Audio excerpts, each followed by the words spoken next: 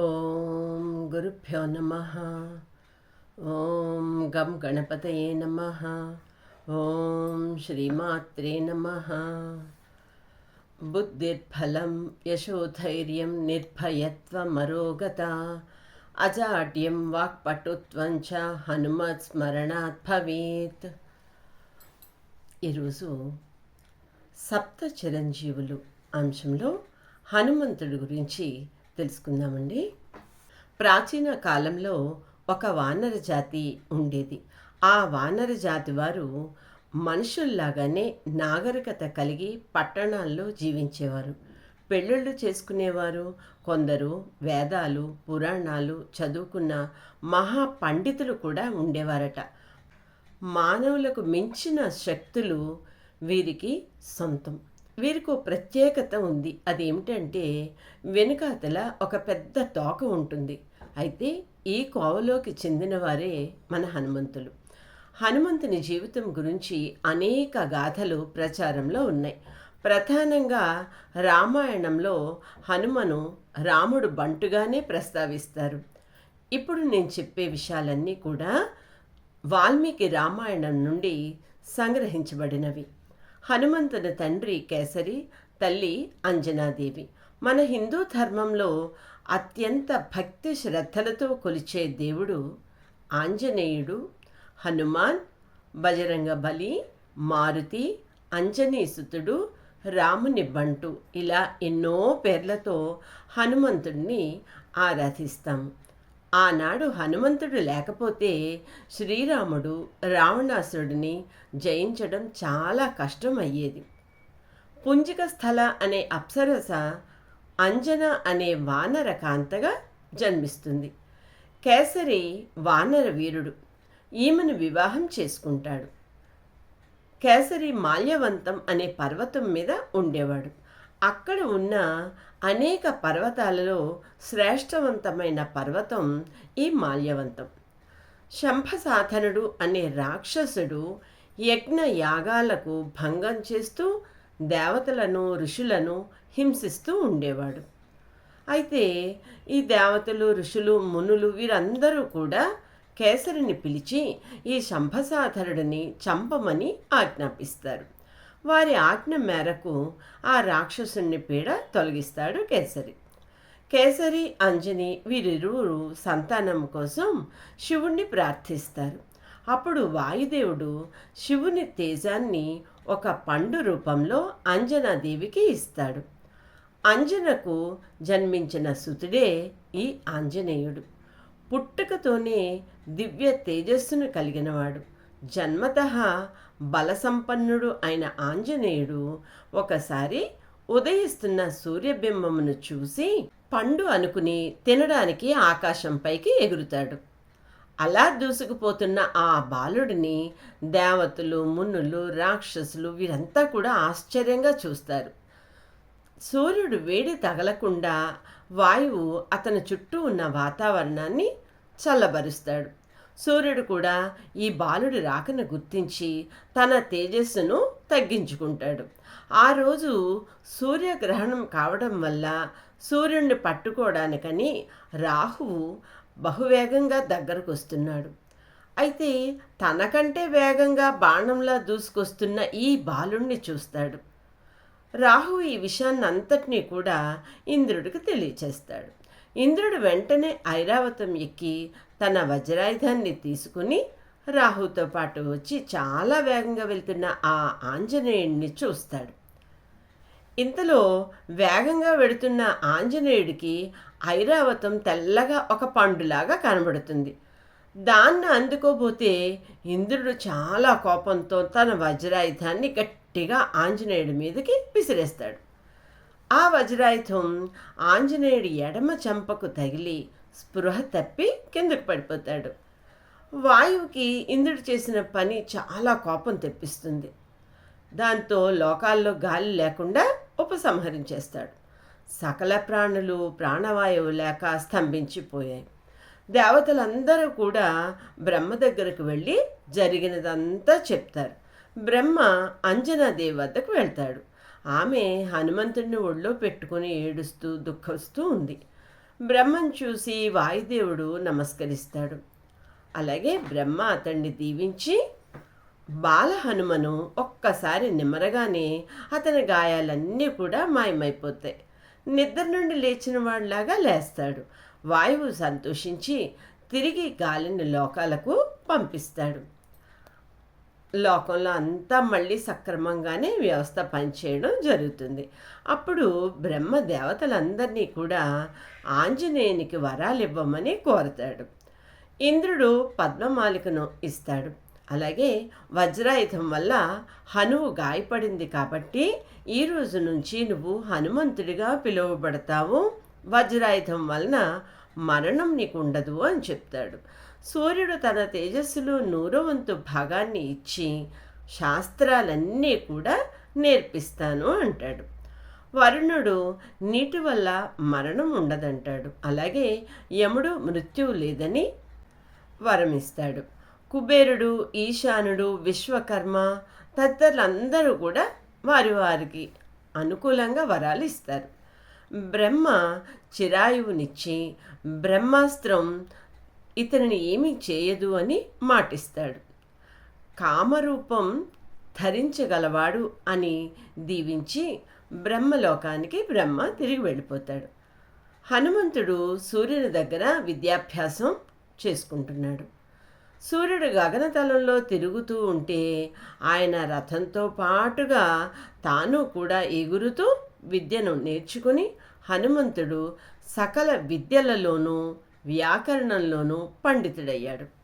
ఇక నవవ్యాకరణంలోని మహాపండితుడని హనుమంతునికి పేరు.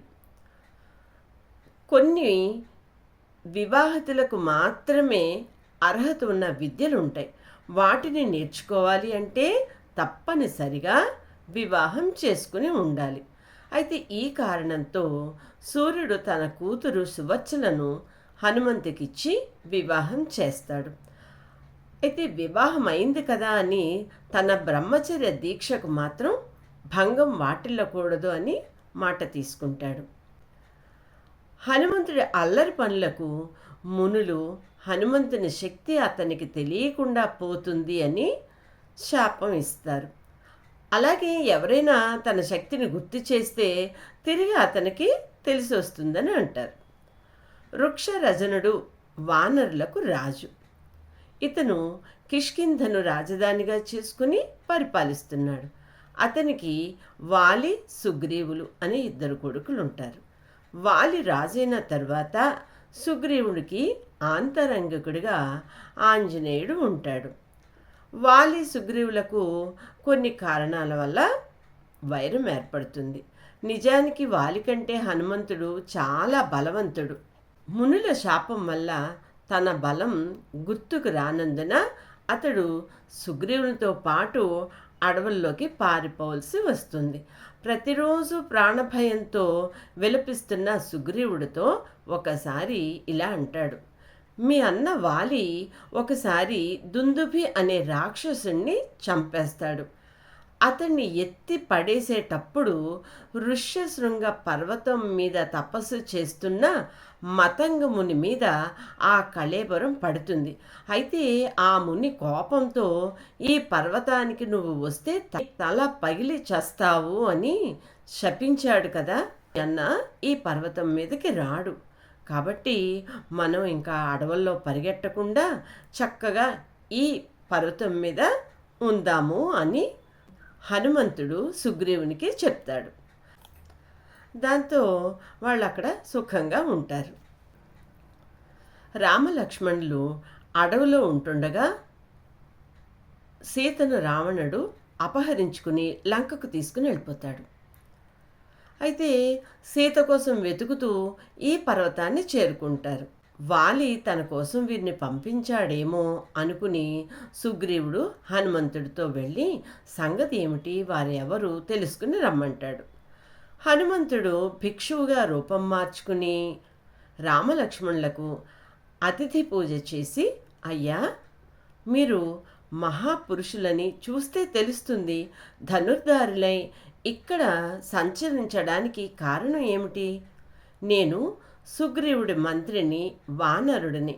కామరూప విద్య తెలిసినవాడిని, కాబట్టి ఈ రూపంలోకి మారాను అని హనుమంతుడు అంటే, దానికి శ్రీరామచంద్రుడు ప్రేమతో హనుమా అని పిలిచాడు. అయితే వెంటనే హనుమ రాముడికి పాదాభివందనం చేసి తన నిజ రూపాన్ని ధరిస్తాడు. అప్పుడు రాముడు లక్ష్మణుడితో అంటాడు, చూసావా లక్ష్మణ, మనం సుగ్రీవుణ్ణి కలవాలని భావించాం. ఇంతలో అతను మంత్రే మన దగ్గరకు వచ్చాడు. ఇతడి సంభాషణలో ఒక్క అపశృతి కూడా లేదు. మహావ్యాకరణ పండితుడని తెలుస్తుంది.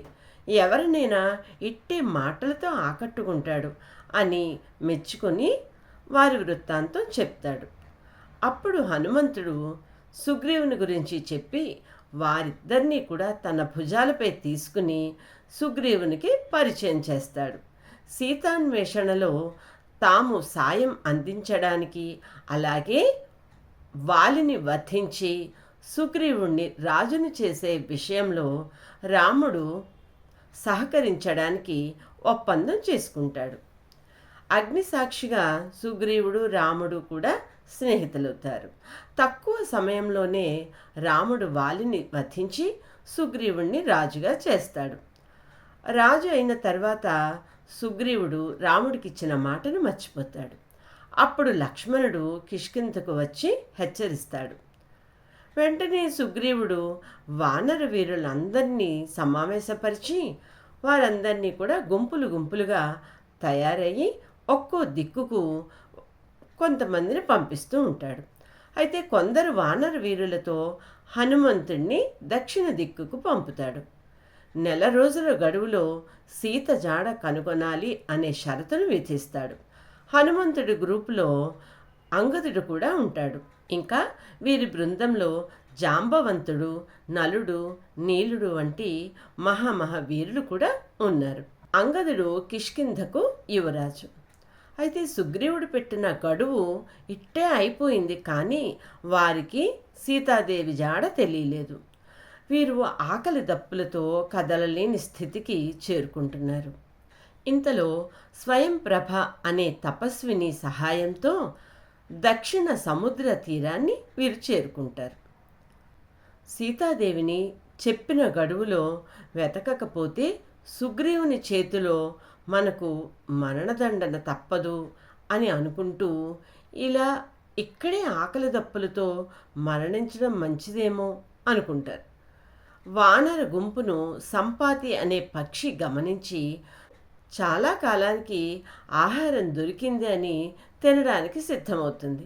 అప్పుడు అంగదుడు హనుమతో అంటాడు, చూసావా హనుమ, జటాయువులాగా మనకు కూడా దురదృష్టకరమైన మరణం రాసిపెట్టి ఉంది అని అంటాడు. సంపాతికి జటాయువు సోదరుడు.